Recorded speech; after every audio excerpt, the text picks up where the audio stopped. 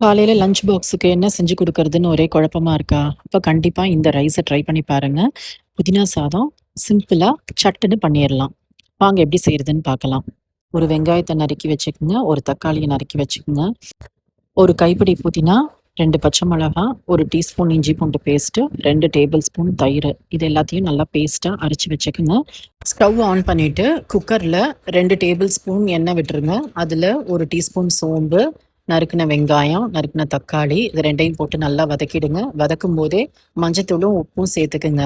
இப்ப அரைச்சு வச்ச அந்த பேஸ்ட்ட அதோட கலந்து நல்லா எண்ணெய் பிரிஞ்சு வர அளவுக்கு நல்லா வதக்கணும். வதக்குனதுக்கு அப்புறம் 2 கப்பு நான் தண்ணி எடுத்திருக்கிறேன். 1 கப்பு அரிசி எடுத்திருக்கிறேன். நான் எடுத்திருக்கிற அரிசி வந்து சீரக சம்பா அரிசி. நீங்க எந்த அரிசி வேணாலும் எடுத்துக்கலாம். 2 கப்பு தண்ணியும் அதுல ஊத்தி நல்லா கொதி விட்டதும், இந்த அரிசிய அதுல சேர்த்து 2 விசில் 5 நிமிஷம் வச்சு நான் இறக்கியிருக்கிறேன். இந்த புதினா சாதம் செய்யறதுக்கு சிம்பிளாவும், டேஸ்ட் அட்டகாசமாவும் இருக்கும். இத கண்டிப்பா லஞ்ச் பாக்ஸுக்கு நீங்க செஞ்சு குடுத்து பாருங்க. திரும்ப திரும்ப செஞ்சு தர சொல்லி உங்க பசங்க கேட்பாங்க. இந்த புதினா சாதத்துக்கு சைட் டிஷ்ஷா நான் வெங்காயமும், கேரட்டும் போட்டு ரைத்தா பண்ணியிருக்கிறேன். இந்த புதினா சாதம் செய்யும்போது கடைசியா நீங்க குக்கர் ஓப்பன் பண்ணிட்டு, கொஞ்சமா நெய் சேர்த்து நீங்க கிளறுனீங்கன்னா, நல்லா உதிரி உதிரியா பொல பொலன்னு வரும். அப்புறம் கார்னிஷிங்க்காக கொஞ்சம் கொத்தமல்லியும் சேர்த்துக்குங்க. இந்த ரெசிபி நீங்க ட்ரை பண்ணி பார்த்துட்டு எப்படி இருந்ததுன்னு எனக்கு கண்டிப்பா ஃபீட்பேக் சொல்லுங்க. அதோட என்னோட சேனலை சப்ஸ்கிரைப் பண்ணவும் மறந்துடாதீங்க. தேங்க்யூ.